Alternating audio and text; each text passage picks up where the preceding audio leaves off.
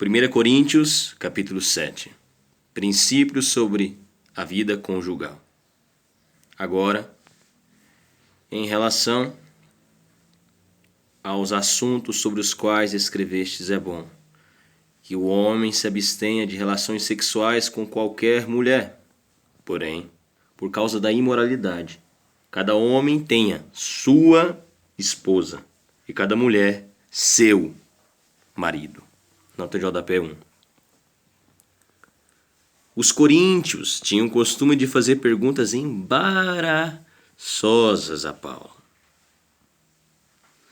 1 Coríntios 7, 25, 1 Coríntios 8, 1, 1 Coríntios 12, 1, 1 Coríntios 16, versículo 1 e versículo 12. Paulo sempre se pronunciou favorável ao casamento e à vida familiar conforme a vontade de Deus. Efésios 5, versículo 22, versículo 33, Colossenses 3, versículo 18, versículo 19, 1 Timóteo, capítulo 3, versículo 2, versículo 12, 1 Timóteo, capítulo 5, versículo 14. Ensinou que o celibato é dom de Deus e uma decisão absolutamente pessoal. Quando grupos auto-intitulados cristãos começassem a proibir o casamento, este seria um sinal do início da apostasia que marcaria o final dos tempos. 1 Timóteo 4, do versículo 1 ao 3. A esposa não tem autoridade sobre o seu próprio corpo, mas sim o marido. Da mesma maneira, o marido não tem autoridade sobre o seu próprio corpo, mas sim a esposa.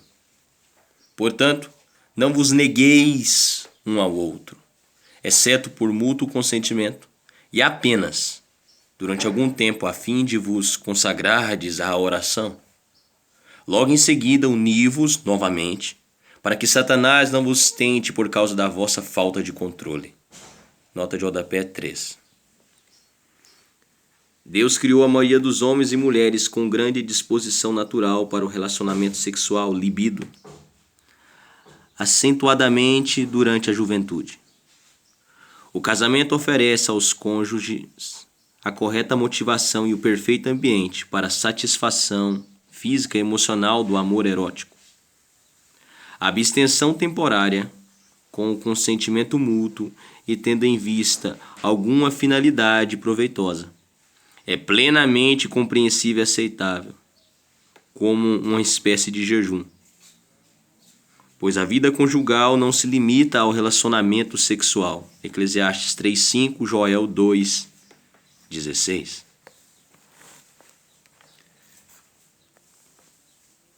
Entretanto, prego isso como concessão e não como mandamento.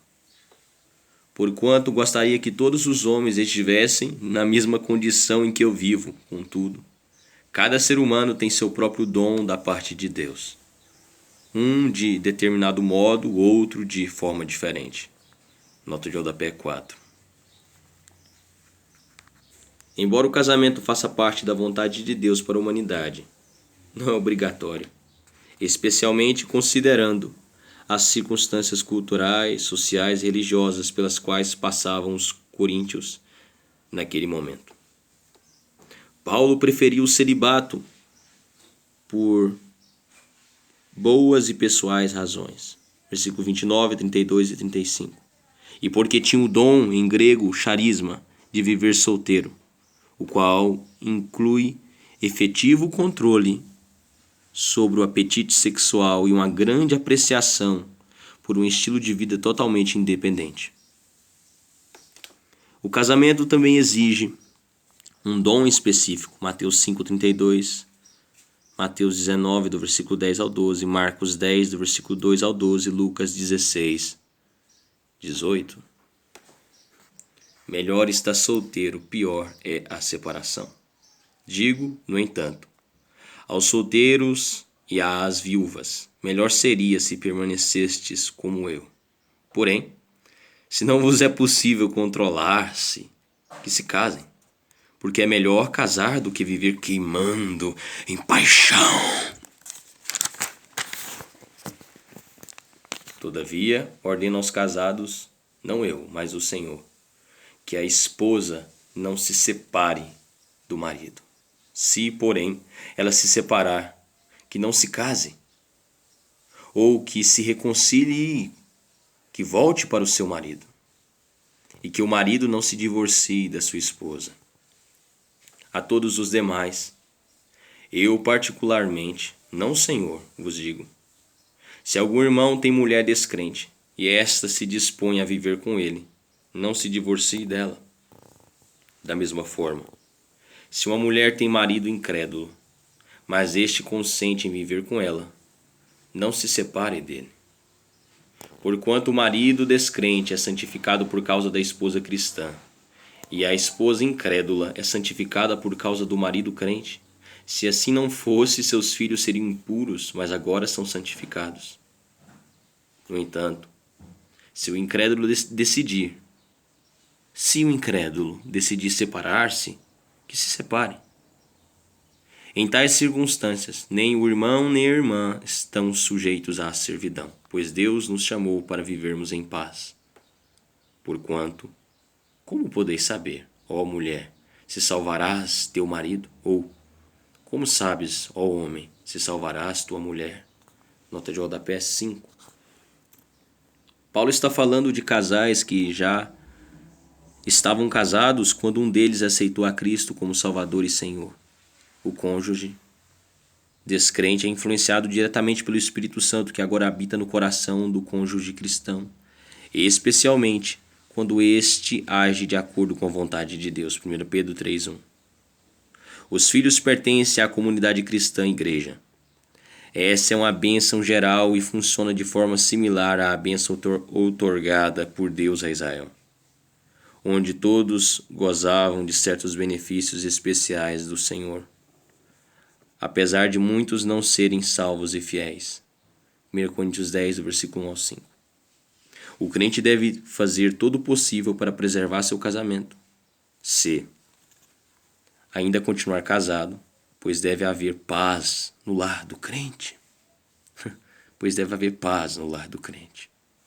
Lucas 12, versículo 51, Lucas 14, 26, Lucas 21, 16. Cada um viva conforme seu chamado. Contudo, cada um prossiga vivendo na condição que o Senhor lhe determinou, em conformidade com o chamado de Deus. É isso que ordeno em todas as igrejas. Foi alguém chamado sendo já circuncidado. Não se preocupe em desfazer sua circuncisão. Foi alguém chamado sendo incircunciso. Não se deixe circuncidar. A circuncisão em si não faz o menor sentido e a incircuncisão também não significa nada. O que realmente importa é obedecer aos mandamentos de Deus. Nota de rodapé 6. Os cristãos judeus não devem preocupar-se em eliminar fisicamente o fato de serem judeus, assim como os gentios não devem ceder às pressões judaizantes a favor da circuncisão e da guarda de leis e costumes legalistas. Atos 15, do versículo 1 ao 5, Gálatas 5, do versículo 1 ao 3. O que importa na vida é a obediência a Cristo, pois comprova a realidade da existência do amor e da fé. A fé não anula a obediência, mas sim a confirma. Cada um deve permanecer na condição em que foi chamado por Deus. Foste chamado sendo escravo? Não te preocupes com isso, mas se ainda podes conseguir tua liberdade, aproveita a oportunidade. Pois aquele que, sendo escravo, foi chamado pelo Senhor é liberto e pertence ao Senhor. E da mesma forma, aquele que era livre, quando foi chamado, agora é escravo de Cristo. Fostes comprado pelo mais elevado preço. Não vos torneis escravos de homens. Portanto, irmãos, cada um deve permanecer diante de Deus na condição em que foi chamado. Nota de rodapé 7. No Império Romano, era comum os nobres presentearem seus escravos com a liberdade por algum serviço prestado, o ato notável. Paulo está ensinando que o crente deve viver satisfeito onde está e com o que tem. Essa é a maneira de testemunhar nossa fé em Cristo em qualquer fase ou circunstância da vida. Entretanto, sempre que for possível, não perder a oportunidade de buscar o sucesso e a liberdade econômica, financeira, política e social, pois já temos a mais importante das liberdades em Jesus, a espiritual. Solteiros ou casados, consagrem-se. Quanto aos solteiros, não tenho um mandamento específico do Senhor. Dou, no entanto, meu parecer como um homem que, pela misericórdia do Senhor, tem vivido em fidelidade. Considero, portanto, que é saudável, devido aos problemas deste momento, que a pessoa permaneça em sua atual condição. Está casado? Não procure separação. Está solteiro? Não procures casamento. Todavia, se te casares, com essa atitude não pecas. Da mesma forma, se uma virgem vier a se casar, também por isso não comete pecado. Contudo, aqueles que se casam enfrentarão uma série de dificuldades nessa vida, e eu gostaria de poupá-los disso. Irmãos, o que desejo vos fazer entender é que o tempo se abrevia sobremaneira. De agora em diante, aqueles que têm esposa, vivam como se não tivessem. Aqueles que estão tristes, como se não chorassem. Os que estão alegres, como se não houvesse alcançado a felicidade. Os que podem comprar o que desejam, como se nada possuíssem. Os que se beneficiam dos produtos do mundo, como se não tivessem acesso a nada. Porque a forma presente desse mundo está se transformando. Nota de rodapé 8. Embora Paulo não esteja retransmitindo uma ordem direta de Jesus, manifesta sua opinião especialmente para uma questão que não envolve uma decisão entre certo e o errado, e considerando aquele momento específico dos cristãos em Corinto. Escrevendo sob inspiração do Espírito Santo, versículo 40, fica claro que seus conselhos devem ser motivo de reflexão por parte de todos os cristãos em todas as épocas. O tempo urge e a vida é fugaz. A volta de Cristo é iminente. O cristão deve aproveitar o tempo para evangelizar e preparar-se para seu encontro com o Senhor. Versículo 29 ao 31. O mundo cada vez mais se preocupa com os aspectos materiais e temporais dessa vida. O cristão deve compreender que todas essas coisas estão se transformando e desaparecerão em breve.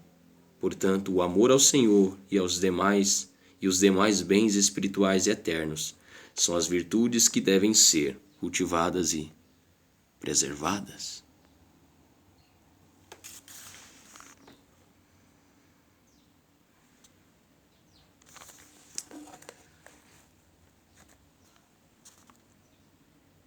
O que desejo de fato é que estejais livres de preocupações.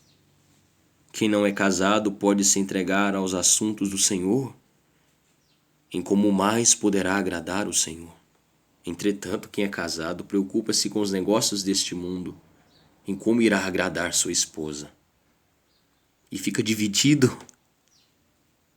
A esposa que não é casada e a virgem se ocupam dos assuntos do Senhor para serem santas, tanto no corpo como no espírito. A mulher casada, no entanto, preocupa-se com os negócios do mundo e de como irá agradar seu marido. De como irá agradar seu marido. Estou dizendo isso para o vosso maior benefício, não para restringir vossa liberdade, mas para que possais viver de maneira honrada, em plena consagração ao Senhor. Mas, se alguém julgar que está agindo de forma desonrosa perante sua noiva, se ela estiver passando da idade, crendo que deve se casar, faça como entender melhor. Ele não peca por isso que se casem.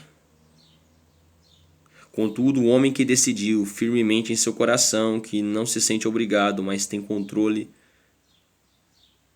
sobre sua própria vontade sexual e chamou à conclusão de não se casar com sua noiva, da mesma forma, esse também faz bem. De modo que aquele que se casa com sua noiva faz bem, mas quem não se casa faz melhor. A mulher está ligada ao seu marido enquanto ele viver. A mulher está ligada ao seu marido enquanto ele viver. Porém, se o marido morrer, ela estará livre, let it go, para se casar com quem desejar, contanto que ele pertença ao Senhor. Contanto que ele pertença ao Senhor. Entretanto, segundo me parece melhor, ela será mais feliz se permanecer viúva. E nisso penso também estar de acordo com o Espírito de Deus. Nota de rodapé 9. O casamento é uma união vitalícia, com exceção de Mateus 19, 9. Por isso, o cristão deve procurar conhecer bem a pessoa com quem deseja passar o restante da sua vida, antes de assumir esse compromisso solene. Entretanto, com o falecimento, expressão que no grego original significa dormir, Atos 7,60, morte de Estevão, o cônjuge fica livre do vínculo conjugal e pode se casar com outro cristão. Isso porque os costumes de um eventual cônjuge pagão certamente tornariam difícil a vida de um crente. Neste caso, seria melhor ficar só, receber o amparo dos filhos, parentes e igreja. Atos 7, versículo 20, 1 Coríntios capítulo 7, versículos 26 ao 34. 1 Timóteo capítulo 5, versículo 3 ao 16. Paulo nos assegura que fala em conformidade com o juízo do Espírito Santo, o que era também uma resposta aos céticos e críticos de seu tempo, que procuravam negar sua autoridade apostólica. 1 Coríntios capítulo 1, do versículo 1 ao 7, 1 Coríntios 9, 1, 1 Coríntios 12, versículo 25.